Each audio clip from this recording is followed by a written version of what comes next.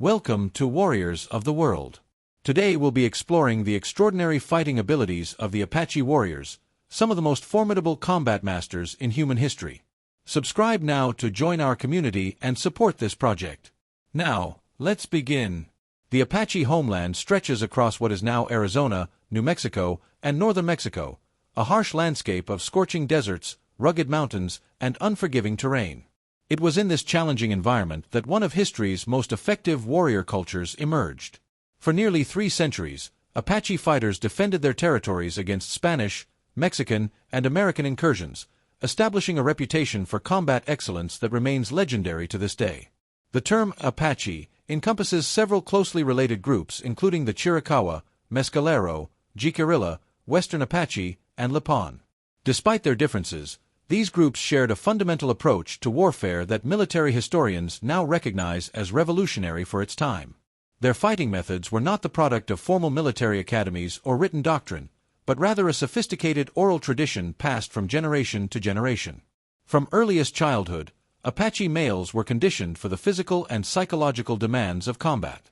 According to anthropologist Maurice Opler, boys as young as 5 years old began training that would gradually transform them into warriors.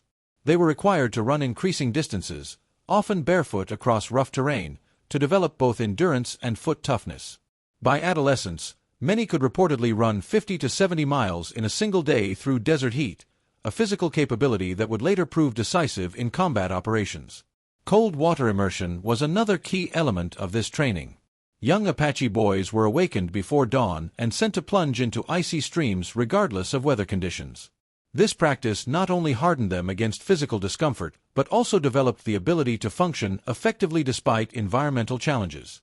Military historian Robert Utley notes that this conditioning created warriors who could remain combat effective in conditions that would render conventional soldiers incapacitated. Beyond physical training, Apache youth received comprehensive instruction in survival skills essential to warfare. They learned to navigate using stars and natural features, to locate water in seemingly barren landscapes, and to sustain themselves with minimal supplies. Tracking abilities were developed to an extraordinary degree, with young warriors taught to read the slightest disturbances in desert soil or vegetation. Weapons training began early and emphasized practical mastery rather than ceremonial proficiency.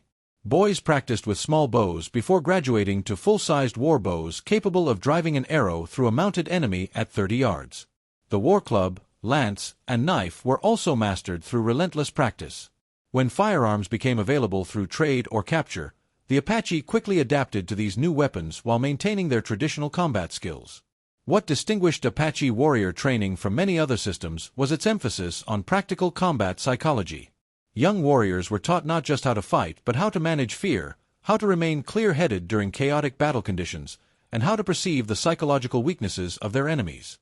Warriors were specifically trained to think in the mind of their enemy, to anticipate reactions and exploit predictable responses. This comprehensive preparation created warriors of exceptional capability, but what truly distinguished the Apache fighting tradition was not individual prowess but a sophisticated approach to unconventional warfare. As military historian John Granier observes, the Apache developed and practiced an approach to warfare that anticipated modern guerrilla theory by centuries, employing tactics that maximized their strengths while systematically exploiting enemy weaknesses. The Apache approach to warfare represented a radical departure from European military conventions of the same era. While Western armies emphasized mass formations, direct confrontation, and territorial control, Apache warfare centered on mobility, selective engagement, and psychological impact. This distinct philosophy of combat would prove remarkably effective against numerically superior and technologically advanced opponents. At the heart of the Apache combat system was a fundamentally different concept of victory. Unlike European commanders who sought decisive battles to destroy enemy forces, Apache leaders measured success by achieving specific objectives while minimizing their own casualties. As military historian Edwin Sweeney notes, for the Apache, the ideal battle was one where they inflicted damage on their enemies while suffering no losses themselves. A raid that resulted in even one Apache death, regardless of enemy casualties, was considered unsuccessful. The element of surprise was central to Apache combat doctrine. Warriors would travel great distances, often moving only at night, to strike enemies who believed themselves safely beyond Apache reach. Lieutenant John Burke, who fought against and later studied the Apache, wrote with reluctant admiration, "The Apache warrior could cross 70 miles of waterless desert in a single night to attack at dawn, then vanish back into terrain where pursuit was nearly impossible." Mobility served as both tactical advantage and strategic defense. Apache warriors traveled light, carrying only essential weapons and minimal supplies. This allowed them to move at speeds that mounted cavalry could not match over difficult terrain. A typical warrior could allegedly sustain a ground-covering trot for hours that kept pace with a horse's walk, while navigating across landscapes where cavalry mounts struggled. The ambush represented the preferred Apache combat formation. Warriors would select terrain that negated enemy advantages in firepower and numbers while maximizing their own marksmanship and knowledge of a landscape. Favorite ambush locations included narrow canyons, rocky passes, and dense brush where visibility was limited and mounted troops were constrained. The Apache would strike suddenly with overwhelming firepower, then disengage before enemies could organize an effective response. Dispersion tactics were another hallmark of Apache warfare. Rather than maintaining unit cohesion in the European model, Apache fighters would scatter after engagements, disappearing individually or in small groups along pre-planned escape routes. This made pursuit extremely difficult, as there was no main body to follow. Captain John Cremeny wrote, "When defeated, they scatter like quail and reunite at some distant point. 1,000 men might engage 200 Apache, defeat them utterly, inflict severe loss, yet within 24 hours, those same Apache might regroup and strike elsewhere with undiminished effectiveness." Environmental warfare represented a sophisticated aspect of Apache combat doctrine. Warriors leveraged their superior knowledge of a landscape, often leading pursuing enemies into waterless areas where thirst would become as dangerous as Apache bullets. They timed operations to coincide with extreme weather conditions that they were conditioned to endure but which debilitated their opponents. Perhaps most sophisticated was the psychological dimension of Apache warfare. Warriors understood that fear could be a more powerful weapon than arrows or bullets. They deliberately cultivated a fearsome reputation through specific tactics designed to maximize terror among their enemies. Night attacks, the targeted killing of sentries, and the strategic use of war cries all served to undermine enemy morale. By the 1870s, these sophisticated tactics had enabled the Apache to resist three major imperial powers despite being vastly outnumbered. Their combat doctrine, emphasizing mobility, intelligence, surprise, and psychological warfare, represented a fully realized alternative to conventional Western military thinking. In many ways, their approach anticipated modern special operations principles by more than a century. The effectiveness of Apache warfare was amplified by the emergence of exceptional combat leaders whose tactical genius and personal courage made them formidable opponents for American and Mexican forces. These leaders combined the traditional Apache warrior training with innovative adaptations to changing warfare conditions, creating a legacy of military leadership that resonates well beyond their historical context. Cochise of the Chiricahua Apache stands as perhaps the most significant strategic thinker among Apache leaders. Born around 1805, he inherited leadership responsibilities as a young man and developed a reputation for both diplomatic skill and tactical brilliance. What distinguished Cochise was his systematic approach to warfare against technologically superior opponents. He pioneered what modern military analysts would call asymmetric warfare, identifying enemy vulnerabilities and applying precise force at those weak points. Military historian Edwin Sweeney, who extensively researched Cochise's campaigns, notes that Cochise developed a sophisticated understanding of American military logistics. He targeted supply lines, isolated outposts, and communication systems, effectively neutralizing American advantages in firepower through strategic disruption. His ability to coordinate operations across vast territories demonstrated strategic vision that matched or exceeded that of the professional military officers sent against him. Mongas Coloradus, whose name translates as Red Sleeves, represented an earlier generation of Apache leadership. Standing reportedly over 6 feet tall, his physical presence was matched by tactical intelligence that frustrated Spanish and Mexican forces for decades. Born around 1790, he witnessed the transformation of warfare as firearms became more common, and adapted Apache tactics accordingly. What made Mongas Coloradus exceptional was his diplomatic skill in unifying different Apache bands for combined operations. Prior to his leadership, Apache groups often operated independently. Mongas created temporary military alliances that multiplied Apache combat effectiveness. His strategic alliance with Cochise, who became his son-in-law, created a formidable combined force that controlled vast territories and successfully resisted Mexican military expeditions. Perhaps most famous among Apache leaders was Geronimo, whose name continues to symbolize resistance and combat skill. Born around 1829, Geronimo's military career began conventionally within Apache traditions. What transformed him into an exceptional combat leader was personal tragedy. Mexican soldiers killed his mother, wife, and children during an attack on his band. This event forged in Geronimo an implacable determination that would sustain decades of warfare. What distinguished Geronimo tactically was his mastery of terrain as a force multiplier.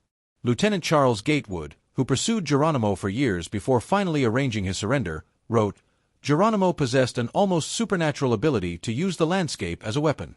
He could predict how pursuing forces would move through unfamiliar territory and position his warriors to strike at precisely the moment when terrain most disadvantaged his enemies." Geronimo's final resistance campaign demonstrates his remarkable leadership capabilities. Between 1885 and 1886, with just 38 warriors, including women who served as combatants, he evaded 5,000 American troops and 3,000 Mexican soldiers sent to capture him. During this period, his small band conducted raids across hundreds of miles of territory, crossing the international border repeatedly to confound coordinated pursuit. Lozan, a woman warrior and sister of Chief Victorio, represents an important but often overlooked dimension of Apache military leadership. Though Apache society generally assigned combat roles to men, exceptional women could earn warrior status through demonstrated ability. Lozan not only fought alongside male warriors but developed a reputation for strategic insight that made her a valued advisor to several war leaders. James K. Wakela, an Apache who witnessed her in combat, later recounted, "Lozan was as brave as any warrior and wiser than most. In battle, she was constantly alert, anticipating the enemy's next move and positioning fighters to counter it before it developed." Her reported ability to sense the direction and distance of enemy forces led some Apache to attribute supernatural powers to her, but modern military analysis suggests she had simply developed observation and deduction skills to an extraordinary degree. These exceptional leaders embodied the highest expression of Apache warrior traditions. Their tactical innovations, strategic vision, and combat leadership enabled an outnumbered people to maintain effective resistance against overwhelming odds for generations. The effectiveness of Apache warriors in battle derived not only from their tactical doctrine and leadership, but also from sophisticated combat techniques and specialized weapons optimized for their style of warfare. These practical fighting methods represented generations of refinement and adaptation to the specific challenges of desert combat. The foundation of Apache combat effectiveness was their marksmanship. Warriors developed extraordinary proficiency with both traditional weapons and adopted firearms. Apache archers could reportedly hit moving targets with consistent accuracy at distances that impressed even experienced military observers. Lieutenant John Burke documented an archery demonstration where warriors placed 10 consecutive arrows within a target the size of a man's fist at 30 yards, a level of accuracy that made them lethal in ambush situations. When firearms became available, Apache warriors quickly mastered these new weapons while adapting them to their existing tactics. They preferred rifles with longer ranges over pistols, recognizing that distance shooting aligned with their hit-and-run approach. Unlike some tribes who fired weapons from horseback, Apache fighters typically dismounted to shoot, using terrain features as natural rifle rests to maximize accuracy. This disciplined approach to gunfire conservation was noted by several military observers, including Captain John Cremeny, who wrote, "The Apache never wastes ammunition on uncertain shots, preferring to wait until the target presents an opportunity for a kill." Hand-to-hand combat techniques constituted another specialized aspect of Apache warfare. Warriors trained in a systematic fighting method that emphasized lethal efficiency rather than ritualized combat. The war club, essentially a stone head mounted on a rawhide-wrapped wooden handle, was wielded in specific striking patterns targeting an opponent's skull or joints. Archaeological evidence from battlefield recoveries suggests these weapons were used with anatomical precision rather than random force. The Apache knife fighting system represented perhaps their most sophisticated close combat method. Warriors carried large, heavy-bladed knives used with specific techniques quite different from European fencing traditions. Rather than emphasizing parrying and thrusting, Apache knife fighters used rapid, powerful cutting motions targeting major blood vessels. Military surgeon Walter Reed, who treated victims of Apache knife attacks, noted the distinctive wound patterns. The cuts invariably sever major arteries or veins, suggesting specific anatomical knowledge applied with technical precision. Horsemanship played a crucial role in Apache combat operations, though in ways that differed from conventional cavalry. Warriors used horses primarily for mobility between engagements rather than as fighting platforms. Apache riders developed techniques for hanging alongside or under their mounts to use the horse's body as cover while shooting, a method that provided both concealment and stability for accurate fire. Perhaps most sophisticated were Apache fieldcraft techniques that supported their combat operations. Warriors developed camouflage methods using natural materials that rendered them nearly invisible in desert environments. They created fighting positions that maximized cover while providing clear fields of fire, often preparing multiple positions to allow controlled movement during engagements. Water discipline represented another critical combat technique. Apache warriors trained to function effectively with minimal water consumption, carrying small amounts in waterproof containers made from animal bladders. More importantly, they developed methods to locate and extract water from seemingly barren landscapes, skills that enabled extended operations in terrain that dehydrated their pursuers. Military expeditions against the Apache frequently failed not through direct combat, but because pursuing troops ran out of water in areas where Apache moved comfortably. Signal systems constituted an often overlooked aspect of Apache combat techniques. Warriors developed an elaborate communication system using smoke, mirrors, and movement patterns to coordinate operations across vast distances. This allowed dispersed units to concentrate rapidly for attacks or to coordinate simultaneous strikes against multiple targets. American military observers noted with frustration how Apache fighters seemed to possess supernatural awareness of troop movements, when in reality they were employing a sophisticated tactical communication network. The material culture supporting Apache warfare reflected remarkable practical innovation. Their war moccasins featured thick, layered soles that enabled silent movement across rocky terrain while protecting feet during long-distance travel.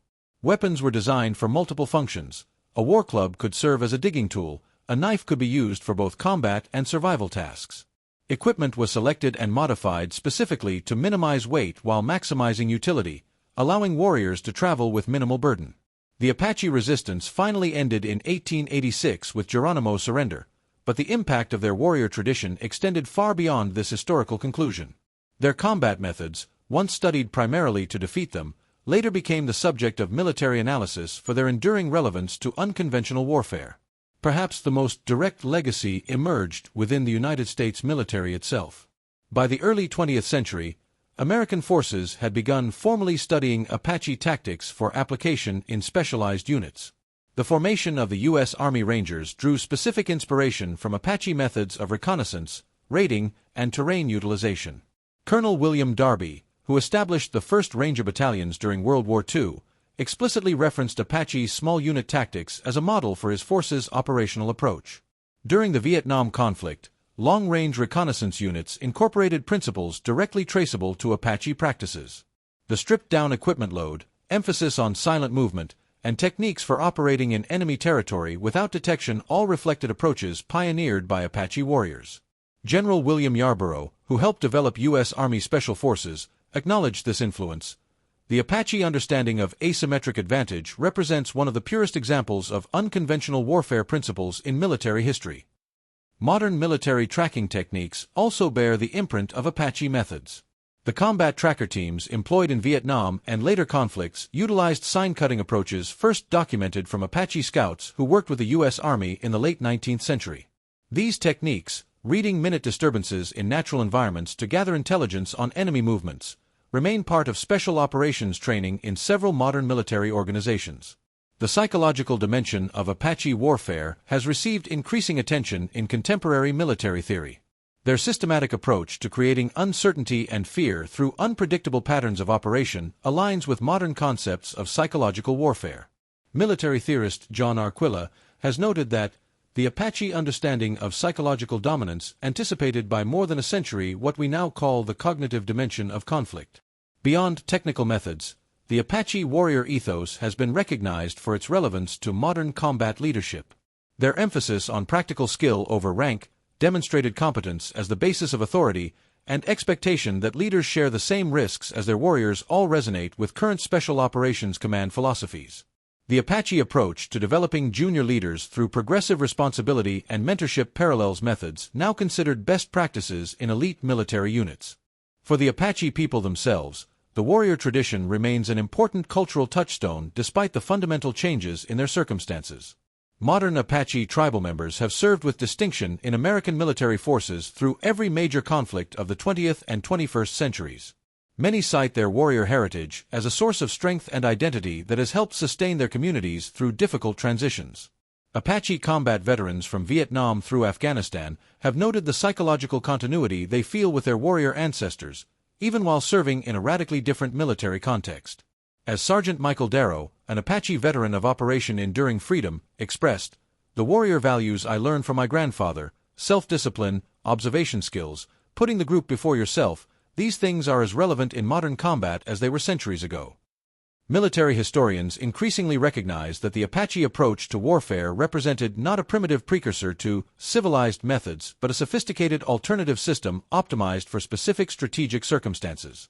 Their ability to develop effective countermeasures to technologically superior forces offers lessons still studied by military theorists concerned with asymmetric conflict. In an era where conventional military advantages do not always translate into strategic success, the Apache model of adaptive resistance continues to merit serious analysis. Subscribe now, become a member, turn on notifications, share this video with your friends, and leave a comment so we can compare our knowledge and sources. Thank you for following our channel. Until our next strategic journey, here at Warriors of the World.